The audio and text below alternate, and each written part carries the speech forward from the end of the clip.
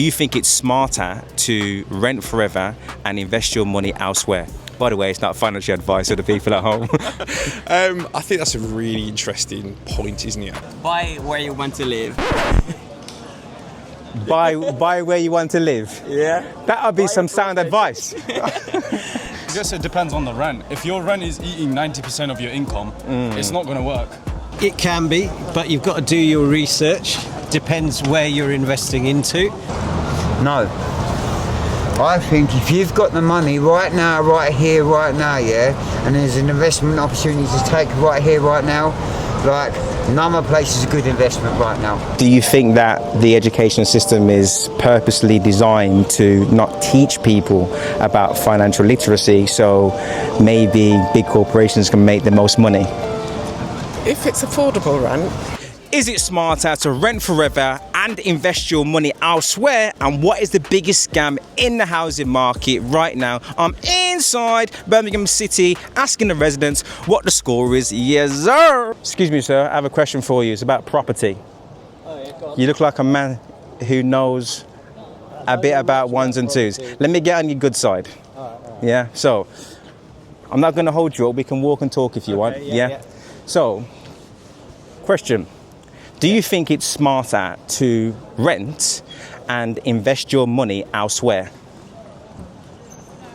It can be, but you've got to do your research. Depends where you're investing into. But I'm always one for owning your own bricks and mortar first. Because even if you own your own home, that is an investment in of itself. Depends on your goals in life. I think those who rent forever, they have sort of more freedom, they don't have to tie them down, so they can travel a bit more, and when they're financially ready to sort of buy in cash, maybe it's probably it will probably be better for them. But some people look at it as property as an investment. I don't know. I personally think it just depends on the person's situation. Like someone who wants to travel a lot in their life, doesn't want to settle down, it's probably better for them to rent whilst they're young, they're free, they've got that the ability to move around. But if you're looking to invest early and you've got the money, I think it's important to do so. Because some people would argue that it's more of a liability rather than an asset. Would you agree? Well, I suppose you've got your own home to live in. If you're paying a mortgage, you're still paying off to own your own property rather than renting and then having to invest more money in a new property. It's interesting. And then you could use that property as collateral, right? Exactly. So renting provides you flexibility, but let's say you're not going to put down a mortgage on a residential property to live in, then where would you invest your money? Oh, that's a good. If you've got a craft or a skill, it's obviously good to invest in yourself. So, for example, say like fitness or cooking or something like that. Invest your money into that, become better, grow in that, start a business in that. That's really good. That is a really good answer. Because everybody thinks, stocks, crypto, but not a lot of people think about investing themselves. Yeah, invest in yourself. They are skills that you can carry for the rest of your life. Definitely, you can pass that on. It's smarter to buy a property and obviously have a mortgage because it's a lot cheaper, isn't it? It can be at times, depending on the interest rates in the market. No, I think it's smarter to get on the property ladder as soon as you can because the property prices increase quicker than you can save. And renting, you're never going to withdraw your money out of it and you're just paying someone else's bills. And investing elsewhere, it would depend on what those investments are. But would you say that maybe the money that you put down as a deposit to live in your residential property could be better suitable to invest? So then that money that you invest, let's say in a house, it can provide you with a source of income each month or a different sort of asset class like a business or gold. If you buy a property, you got equity, but if you're renting, you're still in the same position like 5 years later, so it's better to invest in a property. But would you say that equity is only useful if you can use it rather than being trapped in the house? Yes, absolutely. I appreciate your time. Because in my experience, the renting cost is more expensive than a mortgage. So I don't think you would have that availability to invest in our current economic state. Probably not. As a renter now, I'm not enjoying it, but I'm not in a position where I could buy a property, so...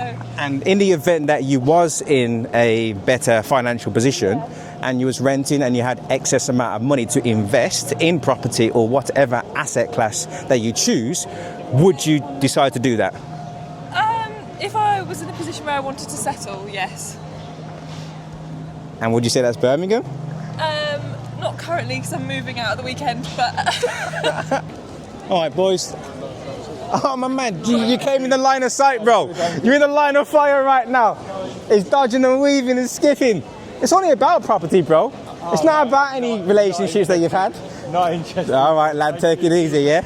Hi, love, I got a question for you. Don't bob and weave me. Don't do me like that. Nah, man, you sneaking through the back door? No. I don't. If you like crack cryptos or anything, if you want to make it spicy, of course. Okay. Oh, this is not financial advice, is it? You telling people to invest in crypto, are you? No. Okay, yeah. And who are you anyway? My name is Keenan. Nice to meet you, sir.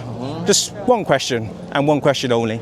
That's unless you want to answer more. Are we going straight or taking a right? I'm going straight. What's the question? We'll keep the pace. So, do you think it's smarter to rent forever and invest your money elsewhere? It's all in your timings. An opportunity. That's all it was from you. That's all you're getting. No, if you're going to invest, house prices now are quite high. So if you're going to invest that amount of money, then you'd want the biggest return possible. I think always have your own property. Nobody can take that away from you. Okay, interesting. But what if you wanted to earn money through renting property, but you're not able to because you've locked your deposit in a residential mortgage? Interesting question. It depends on how adverse you are to risk. No, because renting's dead money. Because literally, if you own the property, it's yours. Renting, you're paying someone else for someone else's property. That's a good point. But let's just say, given we're on the topic of dead money, if you pay down your mortgage, how adverse are you? Then would you say that it would be dead money if you're locking that equity in that house and not using it? Well, no, because then if you have a family, when you die, your family, your children get the house and you've got stability for your future. And what if there's a government that wanted to take a huge amount of tax off the back of inheritance? That is the government. That is what the government do. You're 100% right, so I can't argue with that. I like to low risk. So money in the bank then? Money in the bank. But even though people want to play it safe, yes, storing money in the bank, and by the way, this is not financial advice, right? Just a question. People store their money in the bank, but guess what the bank do? They invest their money into property. So why not just do it yourself? I think as women, we need to be better informed on money. I think there needs to be better education, and then sort of for the next generations they can make those decisions for themselves. Do you think that the education system is purposely designed to not teach people about financial literacy, so maybe big corporations can make the most money? I think if you look at some of other countries, they're much better at investing because they've got better education systems about money. So let's just say your end goal was to keep the property and then hand it down to your children. The government take a huge amount of that money. So wouldn't it be best to use that money so therefore you'd be able to have a second source of income rather than locking it in the house? You're 100% correct. And I also look at it like this as well. Once you're dead, you're dead. You should spend the money and enjoy your life. That's you it. can't spend it once you're dead. That's very true, but then it goes to say that you won't be able to spend it if it's all locked in the house and the government takes almost half of it. 100%, I agree 100%. I can't argue, I agree 100%. I think you should rather stay with your parents or a relative that'll just let you stay for a cheaper price. Yeah, I guess it might be an ego or pride thing, but it's the better for your future because you're going to save way more money than paying rent. That's smart. And what about those people that don't have the option to stay with loved ones? If it's affordable rent, So, like social housing, affordable rent, which a lot of the European countries have. I think that's quite a good way. Because I think it's just here, isn't it? In the UK, we have this thing about getting on the property ladder. Yeah, like the British dream is to get a property. Yeah, and at the moment, for young people in particular, it's out of reach because the prices of property are just absolutely ridiculous. But if there's someone that's like in a hard situation with no loved ones, I say go to the army, man.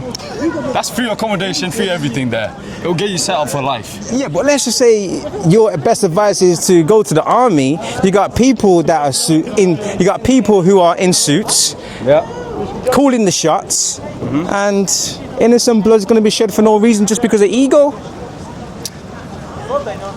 Yeah, I guess so. Everything has a good and a bad. Pros and cons, you get me? And do you think it's specifically designed to be this way, or is it just a coincidence that prices are at such levels? I think it's the evil of capitalism. There's plenty of case studies where people are just renting but have got a phenomenal portfolio of shares and making some real money. And renting for them gives them the flexibility, gives them the accommodation they want to go to. So I don't think there's a right or wrong answer with that. I think it depends on individual circumstances. When you say the evil, that means there could be good capitalism, right? Perhaps could be, if there's anything like a socialist concept of capitalism, I don't really know. So would you say that don't tend to go together, do they? So would you say that it's not capitalism that's evil, it's just that people who practice a certain type of capitalism and that is driven by sole greed? Yeah. I mean, I think a concept where people get richer at the expense of others, staying poor forever, is very unequal. I know people that are renting, are glad they're renting because when they get fed up they can just move somewhere else. They've got the landlord on the hook for all the bills, and actually their money's working harder elsewhere. They're doing their own business, investing in shares.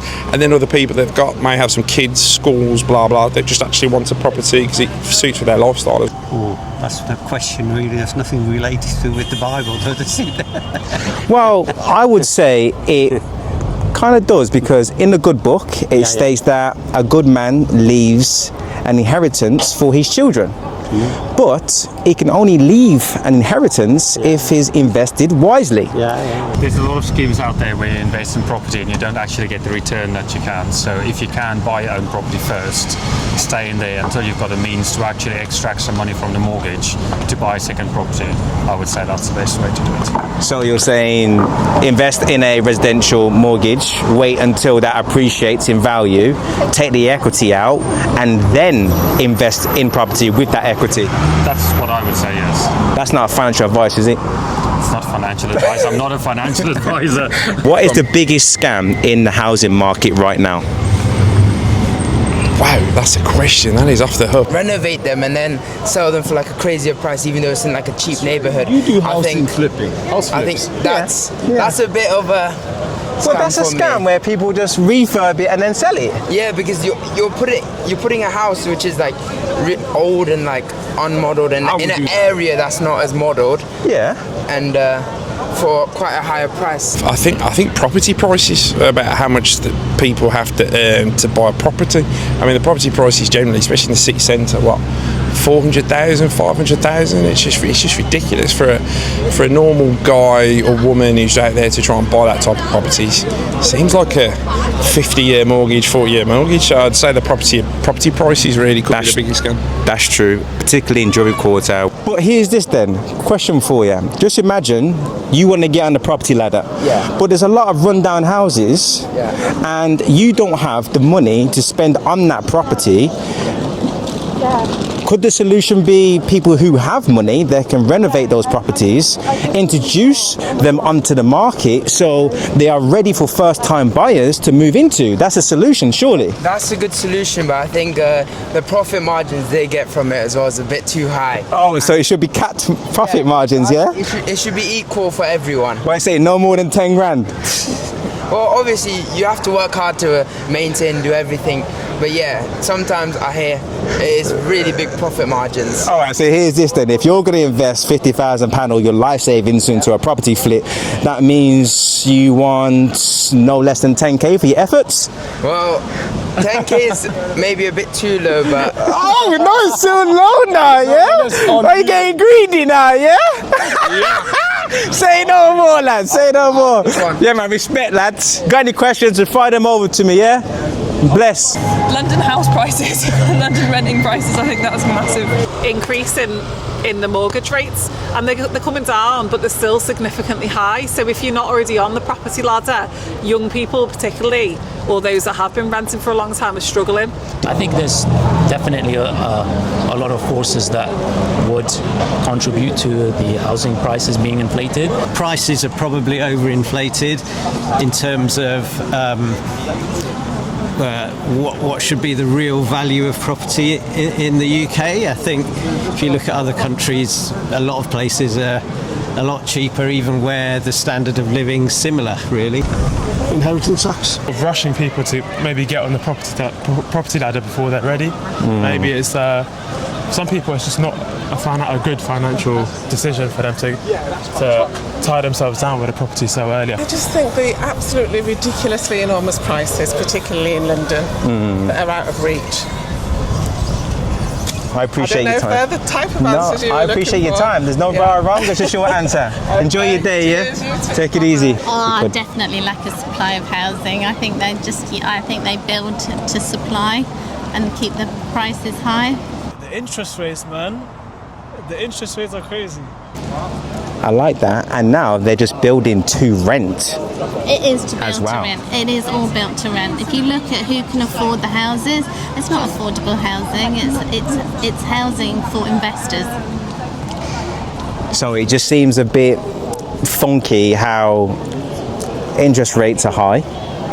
They're only building so people can rent, and things are the way they are, and they're not building enough houses. It seems just a little bit dodgy. What do you think?